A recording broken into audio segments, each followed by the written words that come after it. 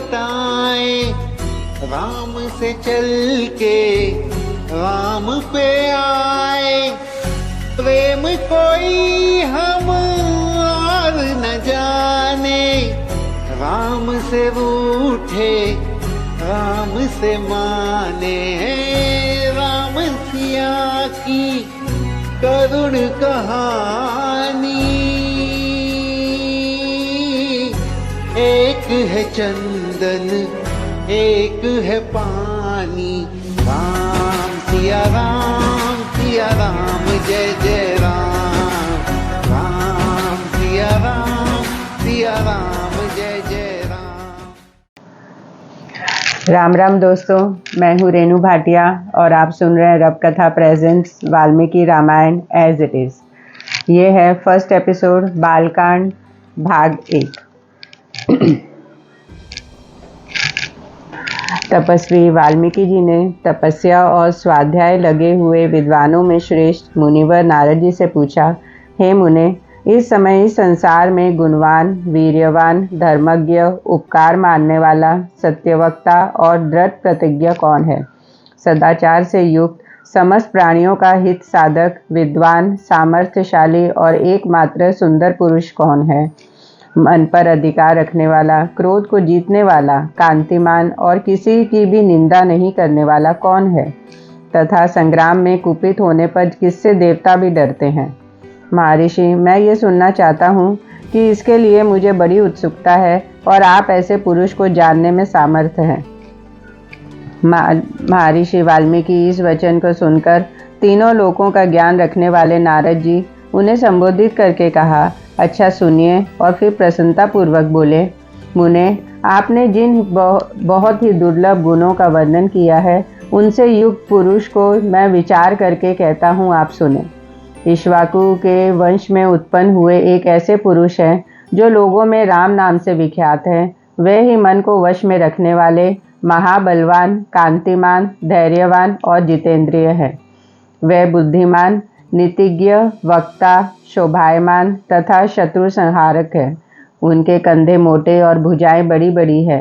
ग्रीवा शंख के समान डोरी पुष्ट है।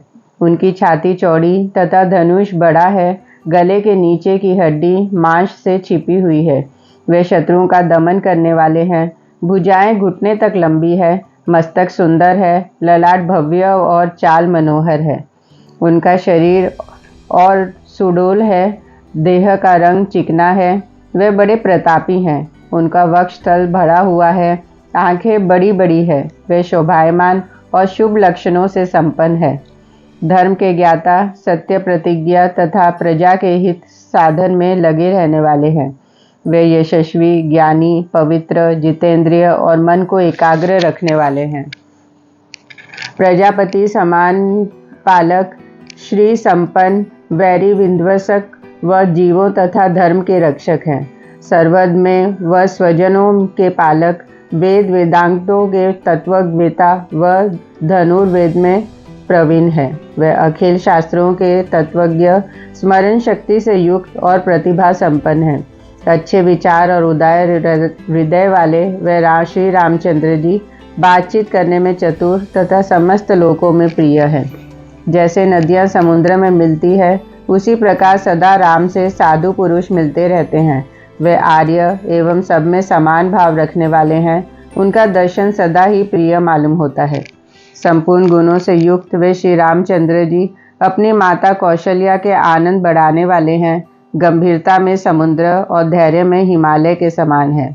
वे विष्णु भगवान के समान बलवान हैं। उनका दर्शन चंद्रमा के समान मनोहर प्रतीत होता है। वे क्रोध में कालाग्नि के समान, क्षमा में पृथ्वी के समान, त्याग में कुबेर, सत्य में द्वितीय धर्मराज के समान है। इस प्रकार उत्तम गुणों से युक्त और सत्य पराक्रम वाले सद्गुणशाली अपने प्रियतम ज्येष्ठ पुत्र को, जो प्रजा के हित में संलग्न रहने वाले थे, प्रजा वर्ग का हित करने की इच्छा से राजा दशरथ प्रेमवश युवराज पद पर अभिषेक करना चाहा। तदनंतर राम के अभिषेक की तैयारियां देखकर रानी कैकेयी ने, जिसे पहले ही वर दिया जा चुका था, राजा से वर मांगा कि राम का वनवास और भरत का राज्याभिषेक हो। राजा दशरथ सत्य वचन के कारण धर्म बंधन में बंधकर प्यारे पुत्र राम को वनवास दे दिया। कैकेयी प्रिय करने के लिए पिता की आज्ञा अनुसार उनका प्रतिज्ञा का पालन करते हुए वीर रामचंद्र जी वन को चले। तब सुमित्रा के आनंद बढ़ाने वाले विनयशील लक्ष्मण जी ने, जो अपने बड़े भाई राम को बहुत प्रिय थे, वन को जाने वाले बंधुवर राम का अनुसरण किया। और जनक के कुल में उत्पन्न सीता भी, जो अवनीतीर्ण हुई देवमाया की भांति सुंदरी, समस्त शुभ लक्षणों से विभूषित, स्त्रियों में उत्तम, राम के प्राणों के समान प्रियतमा पत्नी तथा सदा ही पति का हित चाहने वाली थी, रामचंद्र जी के पीछे चली, जैसे चंद्रमा के पीछे रोहिणी चलती है। उस समय पिता दशरथ और पूर्ववासी मनुष्य ने दूर तक उनका अनुसरण किया। फिर श्रृंगवरपुर में गंगा तट अपने प्रिय निषादराज गुह के पास पहुंचकर धर्मात्मा श्री राम जी ने सारथी को विदा कर दिया। निषादराज गृह लक्ष्मण और सीता के साथ राम ये चारों एक वन से दूसरे वन में गए। मार्ग में बहुत जलों वाली अनेकों नदियां पार करके भारद्वाज मुनि की आज्ञा से चित्रकूट पर्वत पर गए। वहाँ वे तीनों देवता और गंधर्वों के समान वन में नाना प्रकार की लीलाएं करते हुए एक रमणीय पर्ण कुटी बनाकर उसमें आनंद से रहने लगे। राम के चित्रकूट चले जाने पर पुत्र शोक से पीड़ित राजा दशरथ उस समय पुत्र के लिए विलाप करते हुए स्वर्गगामी हुए। उनके स्वर्ग गमन के पश्चात वशिष्ठ आदि प्रमुख ब्राह्मणों द्वारा राज्य संचालक के लिए नियुक्त किए जाने पर भी महाबलीशाली वीर भरत ने राज्य की कामना न करके पूज्य राम को प्रसन्न करने के लिए वन को प्रस्थान किया। वहां पहुंचकर सद्भावना युक्त भरत जी अपने बड़े भाई सत्य पराक्रमी महात्मा राम से याचना की और यूं कहा, धर्मज्ञ आप ही राजा हो। परंतु महान यशस्वी परम उदार प्रसन्न मुख महाबली राम ने अपने पिता दशरथ जी का आदेश का पालन करते हुए राज्य की अभिलाषा नहीं की और उन भरताग्रज ने राज्य के लिए न्याय चिन्ह रूप में उनकी खड़ाऊ भरत को देकर उन्हें बार बार आग्रह करके लौटा दिया। अपनी अपूर्ण इच्छा को लेकर ही भरत ने राम के चरणों को स्पर्श किया और राम के आगमन की प्रतीक्षा करते हुए वह नंदीग्राम में राज्य करने लगे। भरत के लौट जाने पर सत्य प्रतिज्ञ जितेंद्रिय श्रीमान राम ने वहां पर पूर्ण नागरिक जनों का आना जाना देखकर एकाग्र भाव से दंडकर्ण्य प्रवेश किया। उस महान वन में पहुंचने पर कमल लोचन राम ने विराधक नामक राक्षस मारकर शरभंग, सुतीक्ष्ण, अगस्त्य मुनि तथा अगस्त्य के भ्राता का दर्शन किया। फिर अगस्त्य मुनि के कहने पर उन्होंने एक इंद्रधनुष, एक खड्ग और 2 तीर जिसमें बाण कभी नहीं घटते थे प्रसन्नता पूर्वक ग्रहण किया। एक दिन वन में वंशरों के साथ रहने वाले श्री राम जी के पास असुर तथा राक्षसों के वध के लिए निवेदन करने को वहां सभी ऋषि आए। उस समय वन के श्री राम ने दंडकर्ण्यवासी अग्नि के समान तेजस्वी उन ऋषियों को राक्षसों से मारने का वचन दिया और संग्राम में उनकी वध की प्रतिज्ञा की। वहां ही रहते हुए श्री राम ने इच्छा अनुसार रूप बनाने वाले जनवस्था वासिनी शूर्पणखा नाम की राक्षसी को कुरूप कर दिया। तब शूर्पणखा कहने से चढ़ाई करने वाले सभी राक्षसों को और खरदूषण, त्रिशिरा और उनके पुष्ट लोशन असुरों को राम ने युद्ध में मार डाला। उस वन में निवास करते हुए उन्होंने जनस्थानवासी 14,000 राक्षसों का वध किया। तदनंतर अपने कुटुंब का वध सुनकर रावण नाम का राक्षस क्रोध से मूर्छित हो उठा और उसने मारीच राक्षस से सहायता मांगी। यद्यपि मारीची ने यह कहकर कहा कि रावण, उस बलवान राम के साथ तुम्हारा विरोध ठीक नहीं है। रावण को अनेकों बार मना किया, परंतु काल की प्रेरणा से रावण ने मारीची के वाक्यों को टाल दिया और उसके साथ ही राम के आश्रम पर गया। मायावी मारीची के द्वारा उसने दोनों राजकुमारों को आश्रम से दूर हटा दिया और स्वयं राम की पत्नी सीता की अपहरण कर लिया। जाते समय मार्ग में विघ्न डालने के कारण उसने जटायु नामक गृध का वध किया। तत्पश्चात जटायु का आहट देखकर और उसी के मुख से सीता का हरण सुनकर रामचंद्र जी शोक से पीड़ित होकर विलाप करने लगे। उस समय उनकी सभी इंद्रियां व्याकुल हो उठी थी। फिर उसी शोक में पड़े हुए उन्होंने जटायु ग्रह का अग्नि संस्कार किया और वन में सीता को ढूंढते हुए कबन नामक राक्षस को देखा, जो शरीर से विकृत तथा भयंकर दिखने वाला था। महाबाहु राम ने उसे मारकर उसका भी दाह किया। अंत वह स्वर्ग को चला गया। जाते समय उसने राम से धर्मचारिणी शबरी का पता बतलाया और कहा, रघुनंदन, आप धर्मपरायणा सन्यासिनी शबरी के आश्रम पर जाइए। शत्रुहीनता महान तेजस्वी दशरथ कुमार राम शबरी के यहाँ गए। उसने इनका भली भांति पूजन किया। फिर वह परंपरा के तट पर पंपासर के तट पर हनुमान नामक वानर से मिले और उन्हीं के कहने से सुग्रीव से भी मेल किया। तदनंतर महाबलवान राम आदि से ही लेकर जो कुछ हुआ था वह और विशेषतः सीता का वृत्तांत सुग्रीव से कह सुनाया। वानर सुग्रीव ने राम की सारी कथा सुनकर उनके साथ प्रेम पूर्वक अग्नि को साक्षी बनाकर मित्रता की। उसके बाद वानर राज सुग्रीव ने स्नेहवश वाली के साथ बैर होने की सारी बातें राम से दुखी होकर बतलाई। उस समय राम ने बाली को मारने की प्रतिज्ञा की। तब वानर सुग्रीव ने वहां बाली के बल का वर्णन किया, क्योंकि सुग्रीव को राम के बल के विषय में बराबर शंका बनी रहती थी। राम की प्रतीकी के लिए उन्होंने दुदुम दैत्य का महान पर्वत के समान विशाल शरीर दिखलाया। महाबली महाबाहु श्रीराम तनिक मुस्कुराकर उसे देखा और पैर के अंगूठे से उसे 10 योजन दूर फेंक दिया। फिर एक ही महान बाण से उन्होंने अपना विश्वास दिलाते हुए 7 ताल वृक्षों को और पर्वत तथा रसातल को बींद डाला। तदनंतर राम ने उस कार्य से महाकपि सुग्रीव मन ही मन प्रसन्न हुए और उन्हें राम पर विश्वास हो गया। फिर वह उनके साथ किष्किंधा गुहा में गए। वहां पर सुवर्ण के समान पिंगल वर्ण वाले वीरवर सुग्रीव ने गर्जना की। उस महानाद को सुनाकर वानर राज वाली अपनी पत्नी तारा को आश्वासन देकर तत्काल घर से बाहर निकला और सुग्रीव से भिड़ गया। वहां राम ने वाली को एक बाण से मार गिराया। सुग्रीव के कथा अनुसार उस संग्राम में वाली को मारकर उसके राज्य पर राम ने सुग्रीव को ही बिठा दिया। तब उस वानर राज ने भी सभी वानरों को बुलाकर जानकी का पता लगाने के लिए चारों दिशाओं में भेजा। तत्पश्चात संपाति नामक ग्रह के कहने से बलवान हनुमान जी 100 योजन विस्तार वाले क्षार समुद्र को कूदकर लांग गए। वहां रावण पलित लंकापुरी में पहुंचकर उन्होंने अशोक वाटिका में सीता को चिंतागमन देखा। तब उन वेदिह नंदिनी को अपने पहचान देकर राम का संदेश सुनाया और उन्हें सांत्वना देकर वाटिका का द्वार तोड़ डाला। फिर 5 सेनापति और 7 मंत्र कुमारी की हत्या कर वीर अक्षय कुमार को चमूचर निकाला। अक्षय कुमार का भी कचूमर निकाला। इसके बाद वह जानबूझकर पकड़े गए। ब्रह्मा जी के वरदान से अपने को ब्रह्मपाश से छुटा हुआ जानकर भी वीर हनुमान जी ने अपने को बांधने वाले उन राक्षसों का अपराध स्वेच्छा अनुसार सह लिया। तत्पश्चात मिथिलेश कुमारी सीता के स्थान के अतिरिक्त समस्त लंका के जलाकर वह महाकपि हनुमान जी राम को प्रिय संदेश सुनाने के लिए लंका से लौट आए। अपरिमित बुद्धिशाली हनुमान जी ने वहां का महात्मा श्री राम जी प्रदक्षिणा करके यों सत्य निवेदन किया, मैंने सीता जी का दर्शन किया है।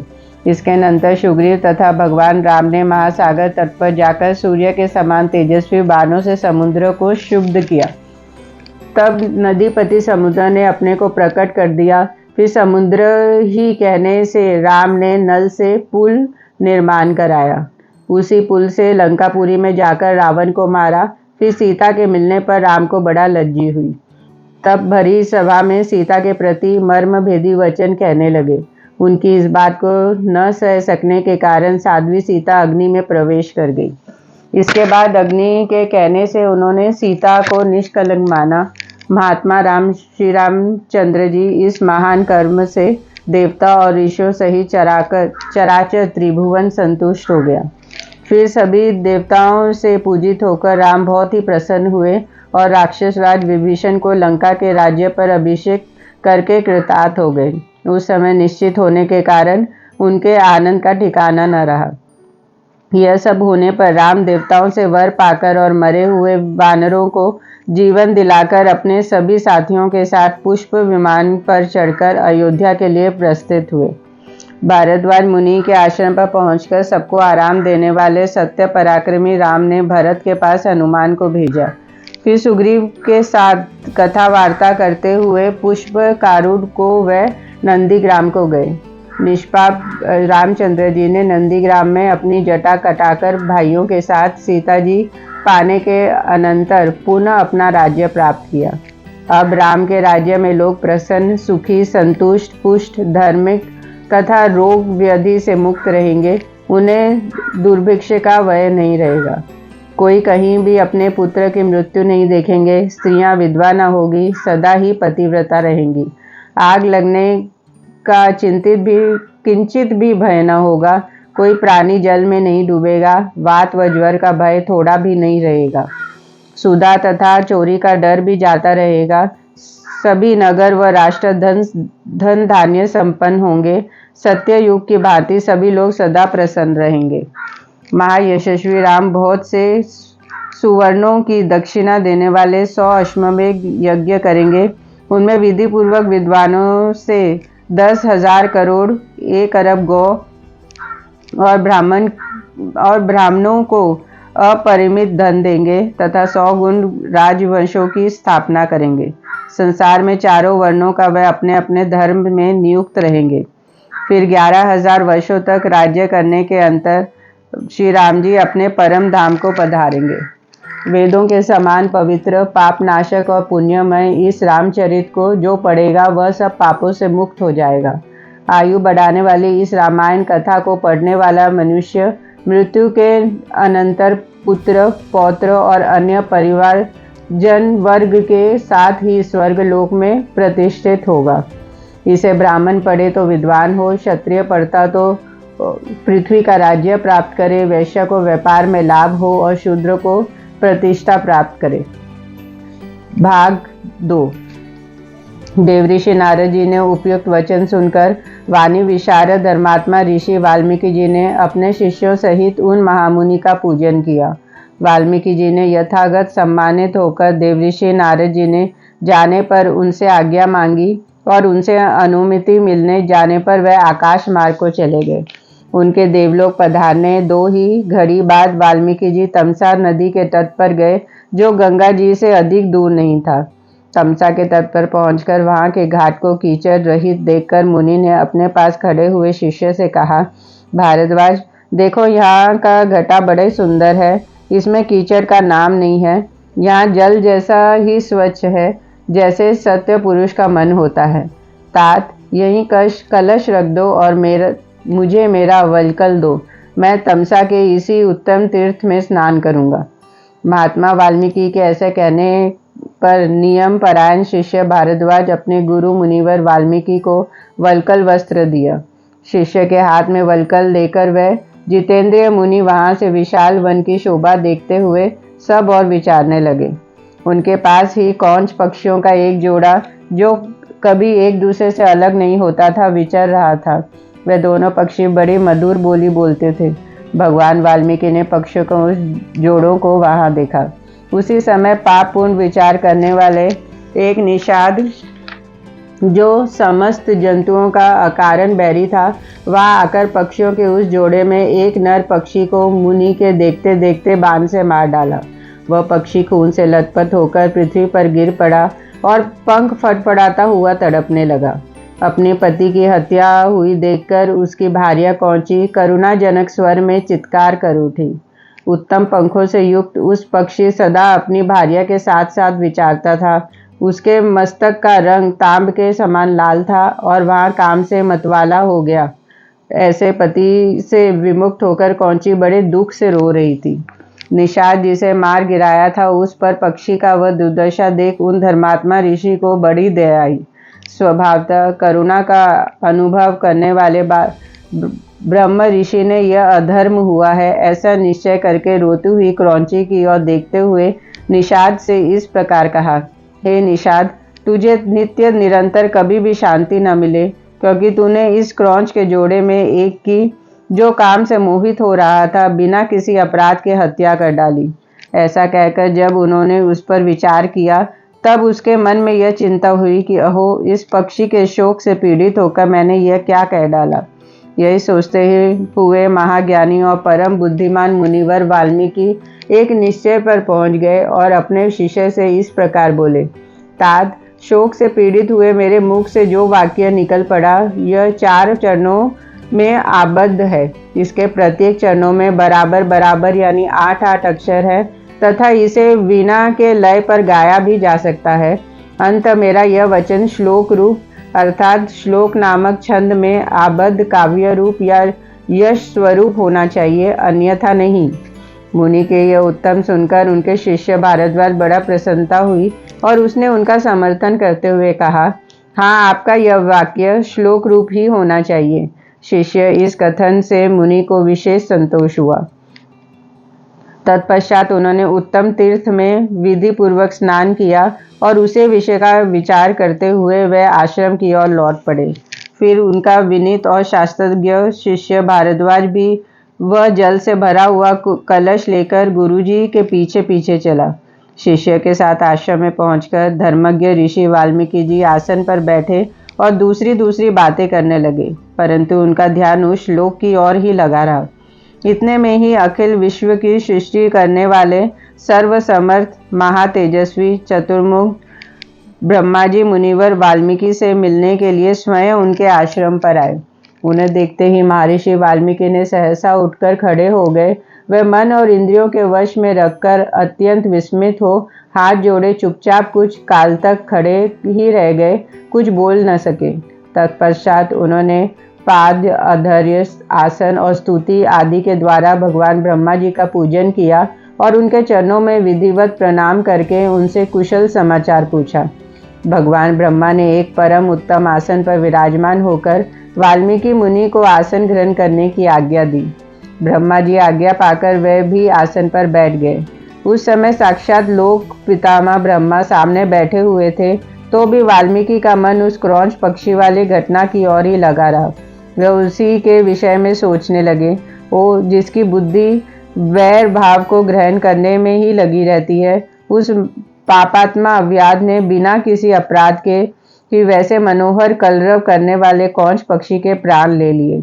यही सोचते सोचते उन्होंने कौंच के आर्तनाद को सुनकर निषाद लक्ष्य करके जो श्लोक कहा था, उसी को फिर ब्रह्मा जी के सामने दोहराया।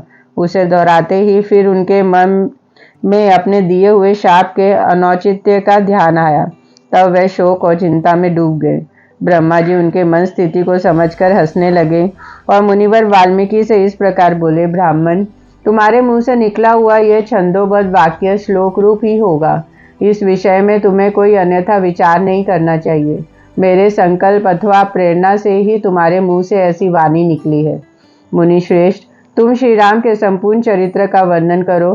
परम बुद्धिमान भगवान श्री राम संसार के सबसे बड़े धर्मात्मा और धीर पुरुष है। तुमने नारद जी के मुंह से जैसा सुना है, उसी के अनुसार उनकी चित्र का चित्रण करो। बुद्धिमान श्री राम को जो गुप्त या प्रकट वृत्तांत है तथा लक्ष्मण, सीता और राक्षसों का जो संपूर्ण गुप्त या प्रकट चरित्र है, वह सब अज्ञात होने पर भी तुम्हें ज्ञात हो जाएगा। इस काव्य में अंकित तुम्हारी कोई भी बात झूठी नहीं होगी, इसलिए तुम श्री रामचंद्र जी के परम पवित्र एवं मनोरम कथा को श्लोकबद्ध करके लिखो। इस पृथ्वी पर जब तक नदियां और पर्वतों का सत्ता रहेगा, तब तक संसार में रामायण कथा का प्रचार होता रहेगा। जब तक तुम्हारी बनाई हुई श्री राम कथा को लोक में प्रचार रहेगा, तब तक तुम इच्छा अनुसार ऊपर नीचे तथा मेरे लोकों में निवास करोगे। ऐसा कहकर भगवान ब्रह्मा जी वहीं अंतर्ध्यान हो गए। उनके वहीं अंतर्ध्यान होने से शिष्यों सहित भगवान वाल्मीकि मुनि को बड़ा विस्मय हुआ। तदनंतर उनके सभी शिष्य अत्यंत प्रसन्न होकर बार बार इस श्लोक का गान गाने लगे तथा परम विस्मित होकर परस्पर इस प्रकार कहने लगे, हमारे गुरुदेव महर्षि कौंच पक्षी के दुख से दुखी होकर जिस समान अक्षर वाले 4 चरणों युक्त वाक्य का गान किया था, वह था तो उनके हृदय का शोक, किंतु उनकी वाणी द्वारा उच्चारित होकर श्लोक रूप हो गया। इस शुद्ध अंतकरण वाले महर्षि वाल्मीकि के मन में यह विचार हुआ कि मैं ऐसे ही श्लोक में संपूर्ण रामायण काव्य की रचना करूं। यह सोचकर उदार दृष्टि वाले उस यशस्वी महर्षि भगवान श्री रामचंद्र जी के चरित्र को लेकर हजारों श्लोकों से युक्त महाकाव्य की रचना की, जो उनके यश को बढ़ाने वाला है। इससे श्री राम जी के उदार चरित्र का प्रतिपादन करने वाले मनोहर पदों का प्रयोग किया गया है। महर्षि वाल्मीकि के बनाए हुए इस काव्य में तत्पुरुष आदि समासों का दीर्घ गुण तथा संधियों और प्रकृति प्रत्यय के संबंध का यथा योग्य निर्वाह हुआ है। इसकी रचना में समता, पतक, प्रकर्ष आदि दोषों का अभाव है। पदों में माधुर्य है और अर्थ में प्रसाद गुण की अधिकता है। भावुक जनों, इस प्रकार शास्त्रीय पद्धति के अनुकूल बने हुए इस रघुवीर चरित्र और रावण वध के प्रसंग को ध्यान देकर सुने। तीसरा भाग। नारद जी के मुख से धर्म अथवा अर्थ एवं काम रूपी फल से युक्त हितकार, मोक्षदायक तथा प्रकट और गुप्त संपूर्ण रामचंद्र चरित्र को, जो रामायण महाकाव्य की प्रधान कथा वस्तु था, सुनकर महर्षि वाल्मीकि जी बुद्धिमान श्री राम उस जीवन वृत्त का पुनः भली भांति साक्षात्कार करने के लिए प्रयत्न करने लगे। वह पूर्वाग्र कुशा के ऊपर आसन पर बैठ गए और विधिवत आचमन करके हाथ जोड़े हुए स्थिर भाव से स्थित हो योग धर्म समाधि के द्वारा श्री राम आदि के चरित्रों का अनुसंधान करने लगे।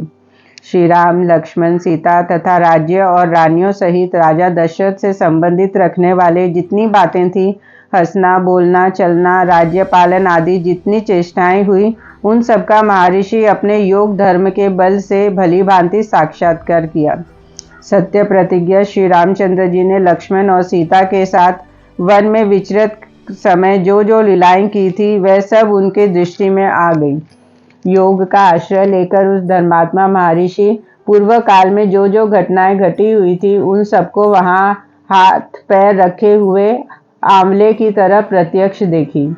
सबके मन को प्रिय लगने वाली भगवान श्री राम के संपूर्ण चरित्र का योग धर्म समाधि के द्वारा यथार्थ रूप से निरीक्षण करके महाबुद्धिमान महर्षि वाल्मीकि ने उन सबको महाकाव्य रूप देने की चेष्टा की। महात्मा नारद जी ने पहले जैसे वर्णन किया था, उसी के क्रम से भगवान वाल्मीकि मुनि ने रघुवंशी विभूषण श्री राम के चरित्र विषयक रामायण काव्य का निर्माण किया। जैसे समुद्र सब रत्नों की निधि है, उसी प्रकार यह महाकाव्य गुण, अलंकार और ध्वनि आदि रत्नों का भंडार है। इतना ही नहीं, यह संपूर्ण श्रुतियों के सारभूत अर्थ का प्रतिपादक होने के कारण सबके कानों को प्रिय लगने वाला तथा सभी के चित्त को आकृष्ट करने वाला है। यह धर्म, अर्थ, काम, मोक्ष रूपी गुणों से युक्त तथा इसका विस्तार पूर्वक प्रतिपादन एवं दान करने वाला है। श्री राम के जन्म, उनके महान पराक्रम, उनकी सर्वानुकूलता, लोकप्रियता, क्षमा, सौम्य भाव तथा सत्यशीलता का महाकाव्य में महर्षि ने वर्णन किया। विश्वामित्र जी के साथ श्री राम लक्ष्मण के जाने पर जो उनके द्वारा नाना प्रकार की विचित्र लीलाएं तथा अद्भुत बातें घटित हुई, उन सबका इसमें महर्षि ने वर्णन किया। श्री राम द्वारा मिथिला में धनुष के तोड़े जाने और जानकी नंदिनी सीता और उर्मिला आदि के विवाह का भी इसमें चित्रण किया।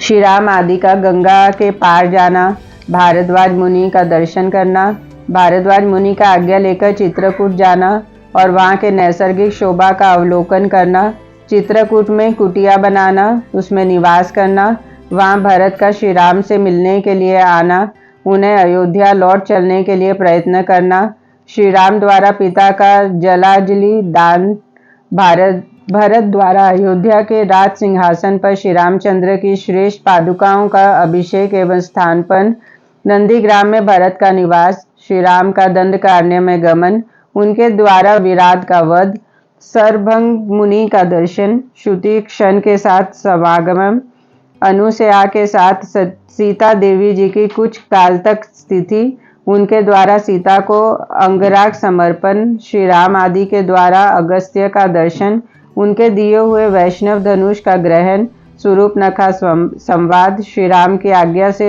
लक्ष्मण द्वारा उनका विरूपरण, उनके नाक और कान का छेदन, श्री राम द्वारा खरदूषण और त्रिश्र्या का वध, शूर्पणखा के उत्तेजित करने पर रावण का श्री राम से बदला लेने के लिए उठना, श्री राम द्वारा मारीच का वध, रावण द्वारा वेद नंदिनी सीता का हरण, सीता के लिए श्री रघुनाथ जी का विलाप, रावण द्वारा ग्रजराज जटायु वध, श्री राम और लक्ष्मण की कंबन से भेंट, उनके द्वारा पंपर सरोवर का अवलोकन, श्री राम का शबरी से मिलना, उनके दिए हुए फल मूल ग्रहण करना, श्री राम का सीता के लिए प्रलाप, पंपा सरोवर के निकट हनुमान जी से भेंट, श्री राम और लक्ष्मण का हनुमान जी के साथ ऋषिमुख पर्वत जाना, वहाँ सुग्रीव के साथ भेंट करना, उन्हें अपने बल का विश्वास दिलाना और उनसे मित्रता स्थापित करना, बाली और सुग्रीव का युद्ध, श्री राम द्वारा बाली का विनाश, सुग्रीव को राज्य समर्पण, अपने पति वाली के लिए तारा का विलाप, काल में सीता जी का खोज कराने के लिए सुग्रीव की प्रतिज्ञा, श्री राम का बरसात में दिनों में माल्यवान पर्वत के प्रसत्र वन नामक शिखर निवास, रघुकुल सिंह श्री राम सुग्रीव के प्रति क्रोध प्रदर्शन, सुग्रीव द्वारा सीता के खोजने के लिए वानर सेना का संग्रह, सुग्रीव का संपूर्ण दिशा में वानरों को भेजना, उन्हें पृथ्वी के द्वीप, समुद्र और विभाग को परिचय देना, श्री राम का सीता के विश्वास के लिए हनुमान जी को अपनी अंगूठी देना, वानरों को ऋषि बल का दर्शन, उनका प्रायोवेशन, संपापति से उनकी भेंट और बातचीत, समुद्र लंका के लिए हनुमान जी का महेंद्र पर्वत चढ़ना, समुद्र को लांघना, समुद्र के कहने के ऊपर उठे हुए मैना का दर्शन करना, इनको राक्षसी का डांटना, हनुमान द्वारा छायाग्रहणी सिंहिका का दर्शन एवं निधन, लंका के आधारभूत पर्वत चित्रकूट का दर्शन, रात्रि में के समय लंका में प्रवेश, अकेला होने के कारण अपने कर्तव्य का विचार करना, रावण के मदपान स्थानों में जाना, उनके अंतपुरी के स्त्रियों को देखना, हनुमान जी का रावण को देखना, पुष्पक विमान का निरीक्षण करना, अशोक वाटिका में जाना और सीता जी के दर्शन करना, पहचान के लिए सीता जी को अंगूठी देना और उनसे बातचीत करना, राक्षसियों द्वारा सीता जी का डांट फटकार, त्रिजटा को श्री राम के लिए शुभ सूचक स्वप्न देखना, सीता का हनुमान जी को चूड़ामणि प्रदान करना, हनुमान जी का अशोक वाटिका के वृक्षों को तोड़ना, राक्षसों का भागना, रावण के सेवकों का हनुमान जी द्वारा संहार, वायु नंदन हनुमान जी का बंदी होकर रावण की सभा में जाना, उनके द्वारा गर्जन और लंका का दाह, फिर लौटते बार समुद्र को लांघना, वानरों का मधुवन में जाकर मधुपान करना, हनुमान जी का श्री रामचंद्र जी को आश्वासन देना और सीता जी की दी हुई चूड़ामणि समर्पित करना, सेना सहित सुग्रीव के साथ श्री राम जी के लंका यात्रा के समय समुद्र में भेंट, नल का समुद्रपुर सेतु बांधना, उसी सेतु के द्वारा वानर सेना का समुद्र के पार जाना, रात को वानरों का लंका पर चारों ओर से घेरा डालना, विभीषण के साथ श्री राम का मैत्री संबंध होना, विभीषण का श्री राम को रावण के वध का उपाय बताना, कुंभकर्ण का निधन, मेघनाद का वध, रावण का विनाश, सीता की प्राप्ति, शत्रु नगरी लंका में विभीषण का अभिषेक, श्री राम द्वारा पुष्पक विमान का अवलोकन, उसके द्वारा दल बल सहित उनका अयोध्या के लिए प्रस्थान, श्री राम का भरद्वाज मुनि से मिलना, वायुपुत्र हनुमान को दूत बनाकर भरत के पास भेजना तथा अयोध्या में आकर भरत से मिलना, श्री राम के राज्याभिषेक का उत्सव, फिर श्री राम का सारी वानर सेना को विदा करना, अपने राष्ट्र की प्रजा को प्रसन्न रखना तथा उनकी प्रसन्नता के लिए ही वेद ही नंदिनी सीता को वन में त्याग देना इत्यादि वृत्तांतों का एवं इस पृथ्वी पर श्री राम जो कुछ भविष्य चरित्र था उसको भी भगवान वाल्मीकि मुनि अपने उत्कृष्ट महाकाव्य में अंकित किया। जय श्री राम।